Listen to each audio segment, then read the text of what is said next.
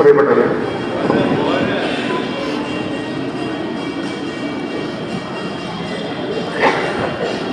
നേരത്തെ പറഞ്ഞതുപോലെ ചന്ദ്രേട്ടൻ്റെ ഈ 16 സിനിമകൾ ഹേമാവിൻ കാതൽ നമുക്ക് ഒഴികെ 16 സിനിമകൾ കണ്ട ഒരാളാണ്.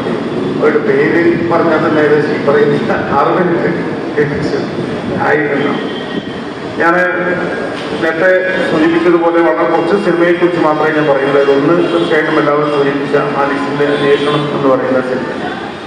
ടി വി ചന്ദ്രന്റെ സ്ത്രീ കഥാപാത്രങ്ങളെ കുറിച്ച് നിരവധി എഴുത്തുകൾ വന്നിട്ടുണ്ട്,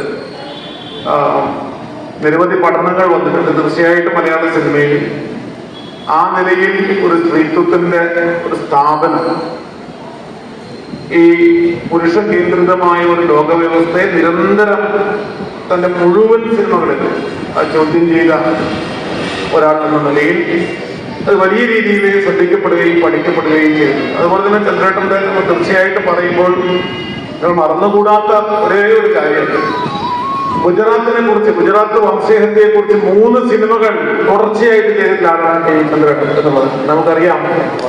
മലയാളത്തിലെ സോക്കോൾഡ് മെയിൻ സ്ട്രീം സിനിമകൾ, ഹിറ്റായിട്ടുള്ള സിനിമകൾ പോലും ഗുജറാത്തിൽ നിന്നൊരു കുട്ടി കേരളത്തിലേക്ക് വരുന്നു, എങ്ങനെയോ നാട് വിട്ട് കേരളത്തിലേക്ക് വരുന്നു. മമ്മൂട്ടിയാണ് മുഖ്യ കഥാപാത്രം. ആ കുട്ടിയെ എടുത്ത് വളർത്തുന്നു. നമുക്ക് എല്ലാവർക്കും അറിയുന്ന സിനിമയാണ്.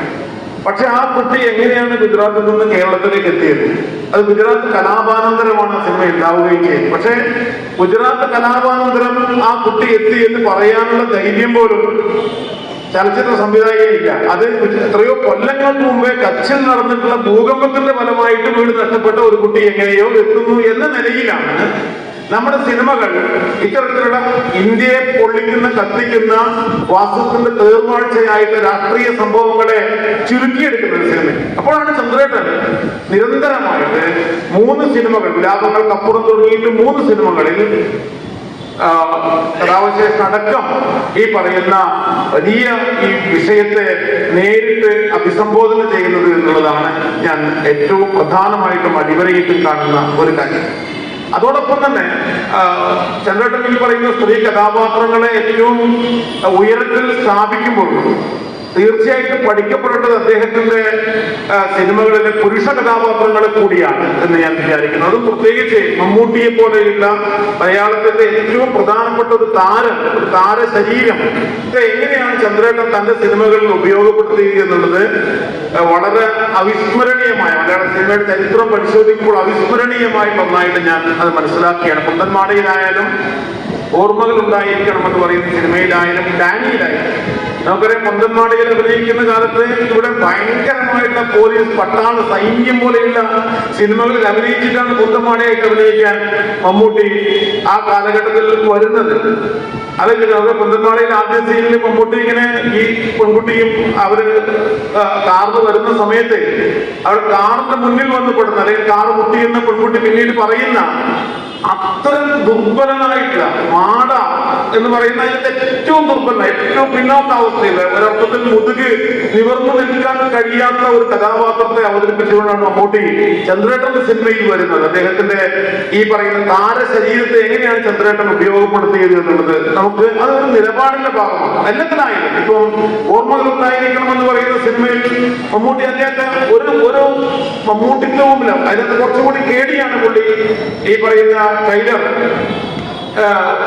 കുറച്ചുകൂടി എല്ലാ വിലത്തരങ്ങളുണ്ട്. നേരത്തെ സൂചിപ്പിച്ചതുപോലെ കണ്ടുപിടിക്കുന്ന, വ്യഭിചരിക്കുന്ന, അവിടുത്തെ എല്ലാത്തിനെയും ചോദ്യം ചെയ്യുന്ന ഒരു ഗുണ്ടയായിട്ടുള്ള ഒരു കമ്മ്യൂണിസ്റ്റ് ആയിട്ടാണ് മമ്മൂട്ടി പ്രത്യക്ഷപ്പെടുന്നതെങ്കിൽ പോലും നേരത്തെ പറഞ്ഞ ചേട്ടൻ മരിക്കുമ്പോൾ കരയുന്ന, അതോടൊപ്പം തന്നെ ഏറ്റവും സാധാരണക്കാരനാവുന്ന, നാടകം നടക്കുമ്പോൾ ഏറുകൊള്ളുന്ന, ഏറ്റവും സാധാരണ ഒരു പ്രത്യേകമായ ഒരു താരപരിവേഷവും ഇല്ലാത്ത അവിടെ ഒരു മനുഷ്യനായിട്ടാണ് അവതരിപ്പിക്കുന്നത്. ഡാനിയിലും അത് തന്നെയാണ് സംഭവിക്കുന്നത്. ഏറ്റവും ദുർബലനായ മനുഷ്യർക്കൊപ്പമാണ് ചന്ദ്രേട്ടൻ അത് താരങ്ങളായാൽ പോലും അവരെ തന്റെ സിനിമയിൽ ഉപയോഗപ്പെടുത്തിയിട്ടുള്ളത് എന്നത് വളരെ പ്രധാനപ്പെട്ട ഒരു കാര്യമാണ്. നമുക്ക് ചന്ദ്രേട്ടന്റെ സിനിമകളിൽ ഞാൻ സവിശേഷം ശ്രദ്ധിക്കുന്ന ഒരു കാര്യം, ചന്ദ്രേട്ടൻ എങ്ങനെയാണ് വളരെ ഗൗരവത്തിൽ ഈ വിഷയങ്ങളെ കാണുമ്പോൾ, ഗൗരവത്തിലുള്ള സാഹിത്യ പ്രവർത്തനത്തെ, ഗൗരവത്തിലുള്ള ദാർശനികമായ വിഷയങ്ങളെ കാണുമ്പോഴും അവ എങ്ങനെയാണ് ഈ ട്രോൾ സ്വഭാവം എല്ലാത്തിനും പിറകിൽ നിന്ന് അതിനെ വേറൊരു അർത്ഥത്തിൽ നോക്കിക്കാണുന്ന ഇന്ന് നമ്മൾ ട്രോൾ എന്ന് വിളിക്കുന്ന തരത്തിലുള്ള ഒരു ചിത്രീകരണം നമുക്ക് കാണാം. ആലീസിന്റെ അന്വേഷണത്തിൽ അങ്ങനെ നിരവധി കഥാപാത്രങ്ങൾ നമുക്ക് കാണാം. അതായത് സാഹിത്യ പ്രവർത്തനം കൊണ്ട് ഗൗരവമുള്ളതാണ്. കവിത, സച്ചിദാനന്ദന്റെ കവിത ചൊല്ലിയിട്ടാണ് തെരുവിൽ ഈ തോമസ് കുട്ടി അവിടെ തെരുവിലിരിക്കുന്നുണ്ട്. സച്ചിദാനന്ദന്റെ കവിതയാണ് ചെയ്തത്. പക്ഷെ അതിന്റെ ചിത്രീകരണം നമുക്ക് കാണുന്നത് ഒരുതരം ഈ പറയുന്ന ഒരു ട്രോൾ സ്വഭാവത്തിൽ അതിനകത്ത് കാണാം. സാഹിത്യത്തിന്റെ വളരെ പ്രേമിയായിരിക്കുമ്പോൾ, വലിയ സാഹിത്യ പ്രേമിയായിരിക്കുമ്പോഴും സാഹിത്യത്തിൽ മാത്രമുള്ള ഒരു ആംബിഗ്വിറ്റിയെ, ഒരു സന്ദിഗ്ധതയെ തോമസ് കുട്ടി വരുമോ ഇല്ലയോ, അതൊരു അവിസ്മരണീയമായ മൊമെന്റായി വിശേഷിപ്പിക്കുന്ന ഒരു സാഹിത്യകാരൻ അല്ലെങ്കിൽ ഒരു സാഹിത്യ പ്രേമി അതിനകത്താണ്. അയാൾ പുസ്തകത്തിൽ മൂടപ്പെട്ട് പെട്ടെന്ന് തകർന്നു വീണ് അയാളെ കൈയിങ്ങനെ മുകളിലോട്ട് പൊന്തിക്കുന്ന ഒരു സീൻ ചന്ദ്രേട്ടൻ വളരെ പരിഹാസ്യമായ രീതിയിലാണ് സാഹിത്യത്തിനകത്ത് മാത്രം പെട്ടുപോകുന്ന, ജീവിതത്തിന് അന്യമായി പോകുന്ന മനുഷ്യരെ കാണിക്കാൻ നിരവധിയായിട്ടുള്ള ട്രോൾ സ്വഭാവത്തിലുള്ള ദൃശ്യങ്ങൾ നമുക്ക് കാണാം. നേരത്തെ പറഞ്ഞതുപോലെ ആലീസിന്റെ അന്വേഷണം യഥാർത്ഥത്തിൽ ആലീസിന്റെ അന്വേഷണം 80കളിലും നമുക്കറിയാം. മലയാളത്തിലെ സുവർണ്ണ കാലഘട്ടം എന്ന് വിളിക്കുന്ന 89 ആണെന്ന് തോന്നുന്നു ആലീസിന്റെ അന്വേഷണം ഉണ്ടാകുന്നത്. ചന്ദ്രേട്ടന്റെ ആ വളരെ പ്രധാനപ്പെട്ട പത്മരാജന്റെ നമുക്ക് വായിക്കാൻ മുന്നിൽ തോപ്പുകളിലത്തെ ദേവിയെ പോലെയുള്ള കഥ, അദ്ദേഹത്തിന്റെ തൂവാലത്തുമ്പികളുടെ ക്ലാരയെ പോലെയുള്ള കഥാപാത്രങ്ങൾ, അല്ലെങ്കിൽ പഞ്ചാഗ്നിയിലെ കഥാപാത്രം ദേവി ഗീത അവതരിപ്പിച്ച കഥാപാത്രം, ഇങ്ങനെയുള്ള നിരവധി അതിശക്തരായിട്ടുള്ള കഥാപാത്രങ്ങൾ ഉള്ള ഒരു 80കൾ മലയാള സിനിമയിൽ സുവർണ്ണ കാലഘട്ടം എന്ന് വിളിക്കുന്നത് ഒരു ഘട്ടത്തിൽ തന്നെയാണ് ആലീസ് ഉണ്ടാവുന്നത്. 89 ആലീസ് ഉണ്ടാവുന്നത്. പക്ഷേ നമുക്കറിയാം ആ സിനിമകളെല്ലാം നിൽക്കുന്നത് അത് സ്ത്രീ കഥാപാത്രങ്ങൾ ഉജ്ജ്വലരാണെങ്കിലും അദ്ദേഹത്തെ നായക കഥാപാത്രങ്ങൾ അതിനേക്കാൾ ഉജ്ജ്വലരാണ്. അതെന്ന് പറഞ്ഞാൽ പഞ്ചാഗ്നിയിലാവട്ടെ, അല്ലെങ്കിൽ ഈ പറയുന്ന തൂവാനത്തുമ്പികളിലും നമുക്ക് വർക്കാൻ മുന്നിലെല്ലാം ആ താരത്തിന്റെ പരിവേഷത്താലാണ് ഏതെങ്കിലും അർത്ഥത്തിൽ അവരുടെ പ്രവർത്തനങ്ങൾ പൂർണ്ണതയിൽ എത്തുകയോ അല്ലെങ്കിൽ അതിന് സഹായം തേടുകയോ ചെയ്യുന്നത്.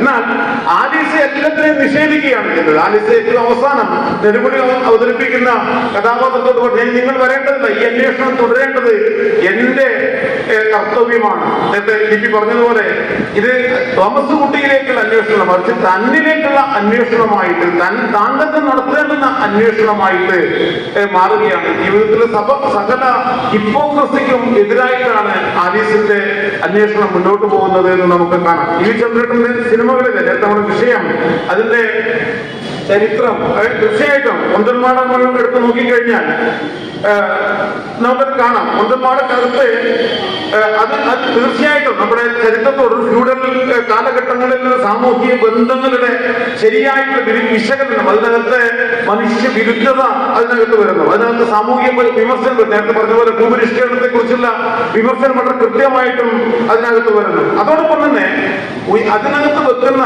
ഈ ശീമത്തമ്പുരാൻ വെക്കുന്ന ഈ മുകളിൽ മാത്രമല്ല, രാത്രി മാത്രമല്ല, തമ്പുരാന്റെ പിന്നെ കുതിരവണ്ടിയിൽ മാട കയറുന്ന നിരവധി ദൃശ്യങ്ങളുണ്ട്. അവർ ഒരുമിച്ച് സമാനരായിട്ട് പോകുന്ന ദൃശ്യങ്ങളുണ്ട്. അത് കേരളത്തിലെ ഈ ജാതീയമായ ഒരു ഫ്യൂഡൽ വ്യവസ്ഥയ്ക്ക് ഒരു മറു ആയിട്ടാണ് ഈ സൗഹൃദത്തെ ചന്ദ്രേട്ടൻ കണ്ടിട്ടുള്ളത് എന്നാണ് ഞാൻ വിചാരിക്കുന്നത്. അതിന് ഒരു പാശ്ചാത്യ സ്വാധീനം തീർച്ചയായിട്ടും ഉണ്ട് എന്നുള്ളതിനെ നമുക്ക് കാണാം.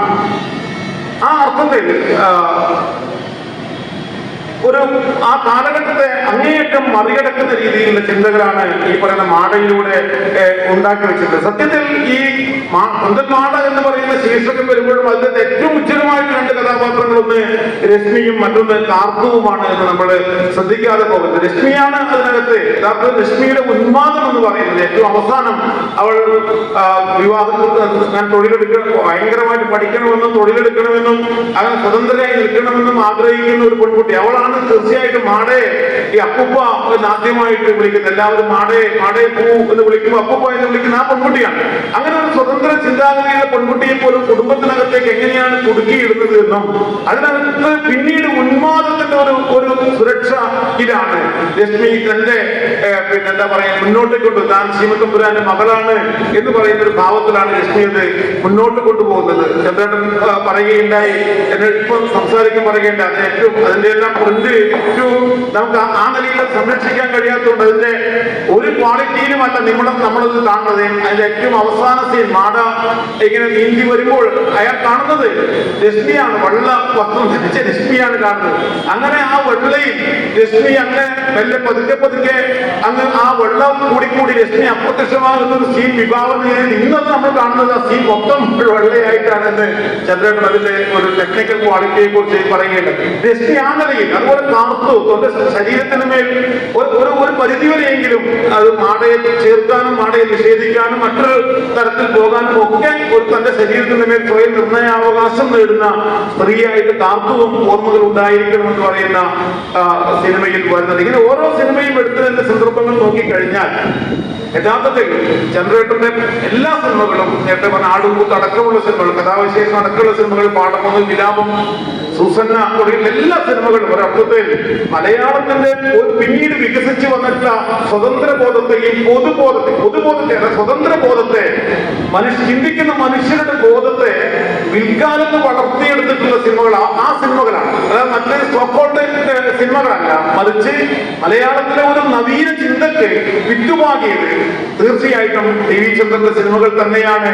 സോക്കോൾഡ് ആർട്ട് ബുദ്ധിജീവി സിനിമകളല്ല, മറിച്ച് എല്ലായ്പ്പോഴും ഏറ്റവും ജനകീയമായ രീതിയിൽ സിനിമ നിർമ്മിക്കുകയും ആ നിലയിൽ തന്നെ വിഷയങ്ങൾ സമീപിക്കുകയും ചെയ്തിട്ടുള്ള ടി വി ചന്ദ്രൻ സിനിമകളാണ് മലയാളത്തിൽ ഇന്ന് നാം പലപ്പോഴും കാണുന്ന ഏറ്റവും പുതിയ സ്ത്രീവാദ ദർശനങ്ങളായാലും മറ്റു ദളിത് ദർശനങ്ങളായാലും ഒക്കെ വികസിപ്പിക്കുന്നതിന് ഒരർത്ഥത്തിൽ കാലത്തിന് മുന്നേ പിറന്ന സിനിമകൾ എന്ന് നമുക്ക് അവയെ വിശേഷിപ്പിക്കാം എന്ന് മാത്രം സൂചിപ്പിച്ചുകൊണ്ട് ഞാൻ എന്റെ വാക്കുകൾ നിർത്തുന്നു.